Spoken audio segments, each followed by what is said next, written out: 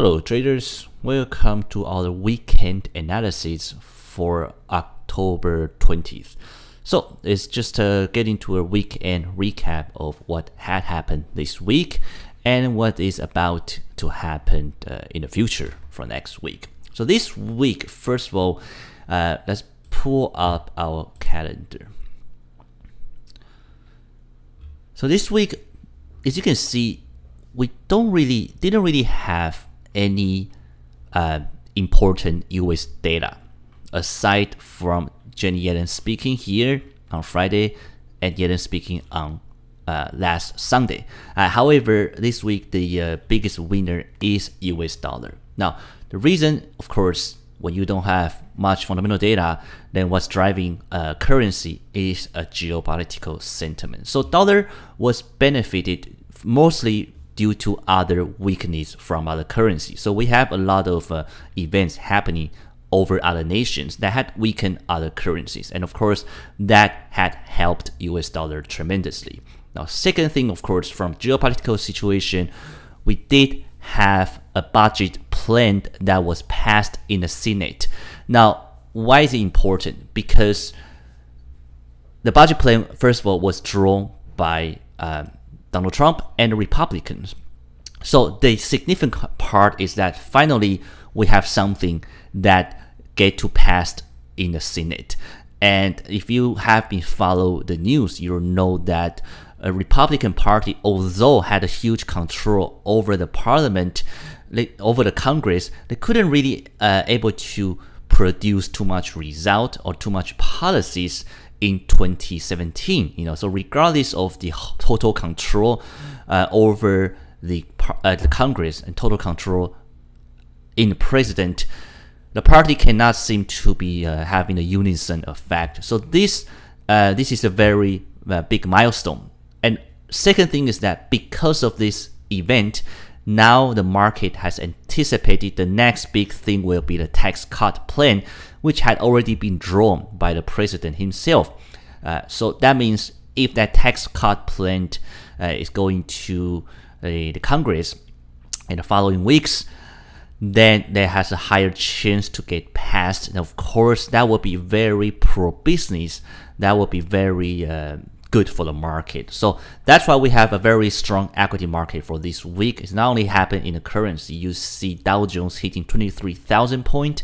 You also see most equity market end up higher. Now that, of course, is a very positive thing for the nation itself. And if you're wondering what had Yellen speaks during the weekend, she did just basically confirm that the inflation had picked up, will continue to pick up, and that means the December rate hike is still very much alive on the table. Another thing is that Yellen's contract is due next year, 2018, I think around February. Now that means there will be a new chair, and that this event also become very sentimental for a financial market, because the Federal Reserve is the most powerful central bank in the world. So who is going to be the next chair will definitely affect a future policy. And because the chair is going to be appointed by the president himself, and Donald Trump had been very critical about Federal Reserve previously. He's thinking that they are too cautious about the interest rate. They should hike more. And because of that, now the candidate he had interviewed are all quite hawkish, at least in comparison to Janet Yellen. Now that, of course, is another strong sentiment for the US dollar. So all these geopolitical reasons had lifted US dollar. Now if you look at the DAX, let's look at the 4-hour chart. Beginning of the week, we are at October 15, 16. So right here at the beginning, basically around here. So that was ending last week, and you see we have a huge 2 double top, and then dollar went down at the midweek, and then it ended up higher, even higher than this 2 double top. If you look at it closely, it did break through basically. I use a line chart. A lot of people ask me why. It's just because it's easier to, I'm not really trading a DAX or a currency index at all, right? I'm just looking at a trend. So when you want to see certain pair and you just want to look at the general direction, it's often a very good idea to use a line chart, because you're not looking for an entry point, right? You just want to look at, okay, exactly what kind of trend are we in? Are we in uptrend, downtrend, or sideways movement? So if you use this kind of a line chart, it actually gives you a more clear view. So if you look at this, we actually heading up. So that's what happened to the dollar. It did had a quite roller coaster, right? It went down at the beginning of the week until the mid-week, and then we end up higher. And what's gonna happen next? So let's take a look at next week, right? Just for a dollar. Next week, if you take a look at the economic calendar, aside from few, PMI, service PMI, really we don't have much going on. You have core durable goods, all these. You even have advanced GDP. But to be honest with you, what's going to drive dollar nowadays is not the fundamental data, unless it's inflation data. So dollar fundamentally had been very strong. There's no question about it, right? That's a fact. But what's lagging behind is the inflation. And that's why central bank had come out in the last meeting saying that they are worry about the inflation, because back then they thought it was a transitory effect, that the inflation was still too low. And if you study the economy or economic theory, you know that inflation should pick up when the employment is near full employment. So the productivity is high, the employment is at full employment, then the inflation in theory it should go up. However, that was not the case, and frankly, most central bankers were kind of puzzled over this. Most economists were also puzzled over this. So when they say it's transitory, that means they think it's just a matter of time. It should pick up. And that seems to be the things that they are still saying right now. They still think it's a matter of time. It will pick up. Now you have to understand, for central bankers, they have to always have a point of view, right? They cannot come out and say, oh, I don't know what happened, because that's going to create a lot of panic over the market. So of course, we will see whether it's transitory or not, but at least for now, that seems to be their agenda. So because of that, most other fundamental data for US dollar is not that important. It's not gonna affect the market in whole. So next week, I don't see any tier 1 data, and that means we might continue this strong sentiment over US dollar. So I'm very bullish for US dollar right now, but next week I think it should continue to go higher unless we have another geopolitical reasons to think twice. So that's for US dollar. That was the biggest winner for this week. And if you take a look at dollar CAD, dollar yen, New Zealand dollar, even euro dollar. Where's euro dollar? Okay, let's take a look at euro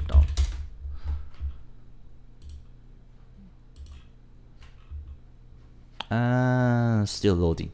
Okay, never mind. It's still loading. I think, honestly, the server might not work too well right now since it's Friday already. Okay, let's keep going. The second winner this week was British pound. Now, British pound also had a roller coaster ride. So at the beginning of the week, we saw the inflation data from pound hitting 3%. Now, fundamentally, this is a very strong sentiment for British pound. Why? Because right now, the central bank, Bank of England, had mentioned previously that they are really worried about inflation hitting too high. So if the inflation keeps picking up, they have to raise the interest rate in order to curb it. And don't forget that Bank of England actually came out to cut interest rate right after the Brexit. And a lot of people were criticized about that behavior. They were saying that they're cutting too early. They shouldn't do that. So basically, they cut interest rate right after Brexit, sort of like an insurance. So that's why now it's very logic for them to remove that insurance by hiking an interest rate. And that's why the probability over the future market for a next November meeting for them to raise the interest rate is very, very high right now. And now we have a fundamental data to back that fact up. That means that it does seem that they have enough reason to hike interest rate in the November meeting.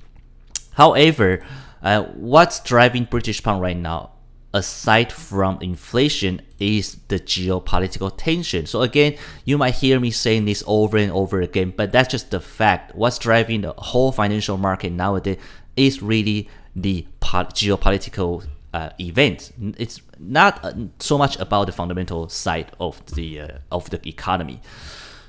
And if talking about the geopolitical situation over UK, of course, it's the Brexit negotiation. So during the beginning of the week, we had another rumor saying that the Brexit talk might break down.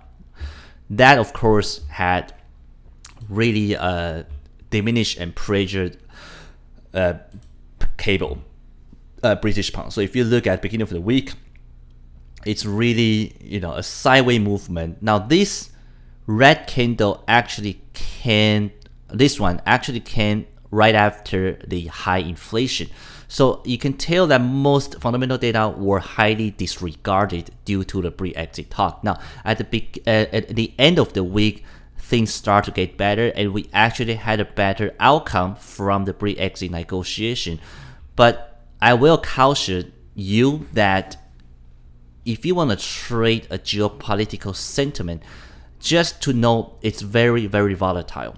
That's the first thing. Second thing is it's virtually impossible to predict, right? If you like to predict that, it's just a gambling because you don't really have a probability unless you have an insider relatives, people that are working in the government who can really tell you that. Otherwise, if you're just like me reading over the financial news, it's virtually impossible to know the outcome. It's all under table and we don't really know what's going to happen. So you can only hear about the rumors, and the rumors change every single day. So that's why it's hard to trade it. And for me, British pound had been one of the difficult currency to trade, but hey, for a lot of people, it had been one of the best currency to trade. Why? Because there's a lot of volatility, right? And when they have lots of volatility, create a lot of price action. So for me, I'm still bullish in the British pound, but that's only because the November meeting is coming in 2 weeks. So for me, I do want to start price in for that event, but I'm only trading into that catalyst. And after that, I don't know what's going to happen to UK. I don't know what's going to happen to their economies in 2018. And I will try not to put too much money into that because right now everything is just up in the air. So for me, I'm only trading, really purely speculating over British pound. And now we do have a good event coming out from Bank of England. So my personal view is that British pound should, no matter how much up down movement we have, it should head higher for the next 2 weeks, all the way until the Bank of England rate decision, which the probability right now is for a hike. Now I would never recommend you to hold into that catalyst. Hold over that catalyst. You can definitely buy the rumor, but you want to sell the fact. Why? Because right after Bank of England, if they do hike the interest rate, and that's it. That's the end of the sentiment. We don't know what's going to happen in the future for UK. So I wouldn't want to get involved in this currency. But at least for this week, it is the biggest winner. And next week, if you're looking at economic calendar, preliminary GDP might be important, might be not. To be honest with you, really, it's a political situation right now in UK. So the currency is going to really trade around that more often than they trade around the economic data. Next we want to talk about is Euro. So Euro this week, we don't really have much tier 1 data. Now if you look at that, just look at the calendar, not much going on. And geopolitically speaking, also not much going on. I know I kept mentioning about the Catalonia events just because that's in the headline. So the Catalonia events, it seems to got worsened right now because there is no resolution, there is no mediations, and no other international parties want to get involved. So everybody stay out of this event. They were treating like a civil matter. Now because of that, most likely it will become a civil matter. That means although it might end up violently or not, I don't know, within the country of Spain, it's not going to affect the international or the whole financial market too much. So again, you might have a short period of risk of sentiment over that, but I don't think it's going to be a main event. So no matter what happened next week, even if the Spanish government really trigger Article 155, I think that's the name, to take over the regional government, it doesn't matter, because the headline for Euro, it will depend on the ECB meeting, which is happening next Thursday. So this is going to be important. Why? Because now we are almost at the end of 2017. Now ECB, previously the QE program ended or is scheduled to end in December. That means they have to give some sort of guideline to the market right now to what's going to happen. Are they going to continue the quantitative easing, or are they just going to cut it? And the rumors that they're going to cut in half. But nobody knows what's going to happen for this kind of meeting. So that's why Euro is, a lot of pairs are trading in a sideways movement, because there's no strong conviction into certain direction or into certain result from the ECB. So a lot of big traders, hedge fund traders, will just really stay on the sideline. So we'll have to see what happens next week over the ECB meeting. But as for now, it is a neutral currency, both fundamental and sentimental. Sorry, I should drag this. Just give me 1 second. I should have dragged this here. Okay, so this is my written report here. So I do like to, fundamental, sentimental, give him some rating. So next on our list is Aussie, also a fundamental neutral and sentimental neutral currency. Now Aussie started the week as a neutral currency, and it is still a neutral currency. Now that doesn't mean it's not a good currency to buy or sell, and it certainly had few catalysts to move it this week. At the beginning of the week, we saw a RBA monetary policy meeting. Now, I have mentioned in my last video, if you want to trade minutes, you have to be careful. And the best strategy, at least for me, is to trade after. Is to trade hours after. That means I wouldn't jump into this kind. I wouldn't even trade into the minute. Right? Most often is I like to let the market tell me how they perceive the minutes. Why? Because a lot of time the minutes are, if you're looking on the hindsight, it's exactly the same words and lines. However, you have to look into the words, right? The actual words they use to describe certain events. Now, for a native English speaker, which I am not, right? For a native English speaker, it might be more easy for you to find out that sentiment within the lines of the English words. I'm having difficulty doing that. So for me, I don't like to read the minutes and trade on my own judgment, because I know most likely that might not be correct. So what I like to do in trading the minutes is often just wait after the market tell me how they treat the minutes. So I often wait after the minute come out, couple hours, and then you will read the news article saying, oh, most traders think the minute is more dovish or hawkish. Then you can write the trend. So this week, the minute was regarded as more dovish. The reason is because the central bank is not in a hurry to raise the interest rate. Now, why does it have to be dovish? What does it have to do with the policy? Well, basically, because most central banks, from Federal Reserve Bank of Canada, even the ECB and Bank of England, the G7, G8 central banks, most of them are all on a hiking cycle. So that means if you are not one of them, or if you are not hop on the train, you are behind, and that means you are dovish. So that's what happened for Aussie at the beginning of the week on Monday. The negative sentiment continued until Wednesday, when we saw the employment data, which was, both employment change and unemployment rate was quite positive. Now, of course, this is just a quarterly reading, I think. Oh, actually, a monthly reading. Okay, this is just a monthly reading. So it did inject a short-term momentum. Then of course we saw the Chinese GDP, industrial production also came out quite positive. So as I keep mentioning, if you want to trade Australian, you have to watch out for the Chinese data because China is Aussie's largest trading partner. So this have changed the sentiment for now, and then we have to look at the commodity market. So I seem to lose the iron ore chart here. So let me get it from trading view. So the thing about iron ore is that it's hard to find out really a right source from the chart. So I like to use investing.com. Look at 62%. Now this is just a certain grade of iron ore which was produced in Aussie. So we are at 60. Let's see if I have chart here. Okay, just give me 1 second.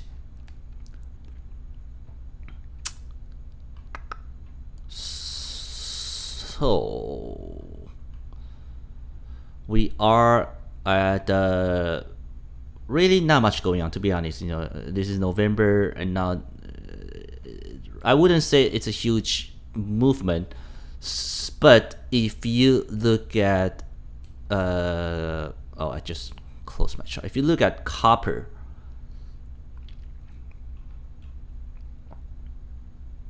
all right, we might not be able to see it as I mentioned because it's Friday. Okay, we could, right here. So if you look at copper, we actually it went higher since the beginning of the week, breakout, and now it seems to taste this support zone.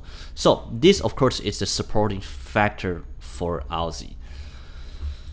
But because we do have a sort of a dovish central bank versus a better copper market and a better employment data, Chinese data, so you have basically a positive and negative sentiment all going at the same time. So I think it's just hedge out each other. I do think it's just a neutral currency for me. I don't see any reason to buy it or to sell it, excessively. You can still play in a day trade, but I wouldn't want to commit too much into this currency. Now, next week we are going to see the CPI data. Now that will be a key catalyst to trade, especially the 3-month CPI, which is the data that the central bank is looking at. So inflation had been quite flat for Aussie, and that's one of the reasons why central bank remained dovish. So again, if this data continue to be 0.5%, we have been 0.5% for almost 6 months already, because this data came out at quarterly, right? So it's flat. If it's continue to be like this, most likely the central bank will remain to be dovish. So again, this is a good catalyst to trade. If the data continue to be low, then that will pressure the currency to the downside. On the contrary, if you have something that's very positive, then that will be a good chance to jump into Aussie. So that's, I think, the most important catalyst for Aussie for next week. Okay, Canadian dollar. Now, I started the week thinking Canadian dollar is fundamentally strong and sentimentally weak. Now, it is still like that. Now, moreover, this week, Friday, we have seen something quite negative. So first of all, let's talk about, during the week, we don't really have anything coming out from Canada. We did have something coming out from OPEC, but again, it's a rumor. It's not confirmed. Basically saying that they might reach agreement to have more extension over the cut plan. They also predict 2018 will have more oil demand. Now, all this has become a quite positive sentiment for the oil market. So we did start the week on the higher side of $52 per barrel. That's WTI. Did went down during the midweek. I don't really know the reason, but we end up higher. Now, let's take about crude oil inventory for this week. Where is it? Okay, right here. Crude oil inventory is right Wednesday, I think. Oh no, Thursday. Just give me 1 second, guys. Crude oil inventory. Right here. Okay, crude oil inventory. So we have a draw of 5.7 million in the headlines. Of course, that's also something positive for the oil market. So in a microeconomic point of view, it seems to be quite supportive for Canadian dollar. But the Canadian dollar is reacting to the central bank nowadays. You might see a large drop like this previously. It's all coming out directly from the fact Bank of Canada raised interest rate consecutively twice. Right, that's unheard of for this year at least. And ever since that, the market started losing the momentum. That's why we saw a huge rebound in the most CAD pair. Now, Central Bank of Canada had said that they will become data dependent from now on. Because after they raise interest rate twice consecutively, they have to see whether the market or the economy can sustain it. And we heard a lot of news that they are doing a lot of stress tests over the major 5 banks to see if the real estate market can support it, if the household can support this kind of higher interest rate, because of course that's going to raise the debt ratio. Right now, your mortgage rate is going to go up, you have to pay more. So they want to know if the banks can sustain that. So most likely next week we will have another meeting from Bank of Canada. It's not going to be any change for sure, almost certain. However, we have a press conference after that. So that's what's really going to drive the market, is people want to see whether Bank of Canada is still hawkish about their economy or the policy, or whether they will change their stance. And the only data prior to that is this Friday, which is today. We had the CPI, and as you can see, it's less than the expected number. However, it's still better than the previous 0.1%, but this was not a big draw, right? This is a monthly reading. It was fine. If you look at the core CPI right here, 0.2%, it's actually better than previous. So these are something supportive for Bank of Canada. However, the biggest blow is the retail sale. Because if you look at retail sale month to month, it's minus 0.3%. And the last time we have a negative number is April. That was prior to prior to the bank hike. Now, if you look at core retail, it's even worse. It's minus 0.7%. The last time you have this kind of figure was in last August in 2016. So this is a big blow, right? Because what's the correlation? For many of you who might not know, the correlation is that, of course, if you have to pay more money to the mortgage, why? Because your interest rate goes higher, you have less money to spend. And of course, that's going to hurt the retail business. And don't forget, in most first nation nowadays, most GA country nowadays, the biggest sector for GDP is the consumers. So that's going to be a big blow, and that's something the central bank will be cautious about. So definitely, they're not going to talk about hiking interest rate further unless the fundamental data can support it, and that's not the case nowadays. So because of this, Canadian dollar ended the week with a very negative sentiment, and I personally expect the sentiment to continue because right now the market is expecting the Bank of Canada to change their stance. Because don't forget, the reason Canadian dollar went up so much is not only because they hiked the interest rate, it's also because they have a hawkish hike. What does that mean? Is that they are not only hike the interest rate, they're saying they're going to do more. They're saying that they are very positive about the future. So you can hike the interest rate like Bank of England. Maybe they're going to do it next in November. You can do that, but you can remain dovish. You can say, okay, I hiked the interest rate today, but that's just because the inflation is too high, right? That doesn't mean I'm positive about the future. So that's what we call a dove hike. But in the case of Canada, the Bank of Canada actually came out last time, not only hiked the interest rate, they were saying that they're very confident about the future of the economy. So now we will see if they change their tone. And because of this data today, most likely they will become more conservative for that. That's what I think. So I am quite bearish for Canadian dollar right now. That doesn't mean they are not a strong currency fundamentally, but don't forget the currency market is highly speculative, so it will affect basically the price action because of this sentiment. Now, for the two safe haven currencies, Swiss franc, Japanese yen, of course, many of you know it's not going to have too much fundamental data to affect it. So we just talked about the sentimental, the risk sentiment. Now this week we did have a better risk sentiment globally. Of course, as I'm saying, most equity market hit a new high, especially Dow hitting 23,000 points. But the sentiment change day by day depend on the geopolitical situation. So it's hard to predict that. I don't really have much to say except that Japanese yen is still a much weaker currency. Now, we will have a snap election. Okay, the actual name is, I think it's the upper parliament election. Let's see right here. Yeah, upper house election. Basically, this election is going to determine whether Prime Minister Abe is going to be the going to continue to be the Prime Minister or not. Now, most likely, the census saying that he's going to win big.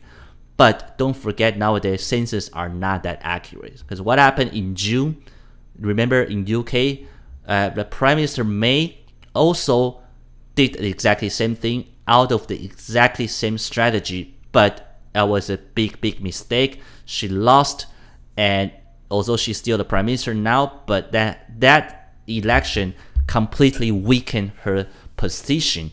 And that's why we have a very rattle Brexit nowadays. So we might not see the same thing in Japan, or we might. The truth is that nobody knows. So the best strategy, and not only that nobody knows what's going to happen or the reaction. Because you have to understand, if Abe continues to be the Prime Minister, that's not a bullish element for Japanese yen. Why? Because he is very firm on his Abe economics plan. Means if he remains to be the Prime Minister, the QQE program will continue. That means Japanese yen will still be a weakened currency. So if he wins, it doesn't mean the currency will go higher.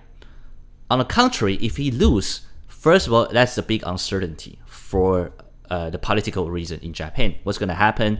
Are they going to still be the alliance for Donald Trump, things like that? What's going to happen to the North Korean? All this is going to be a big issue. So it's going to be a very volatile situation.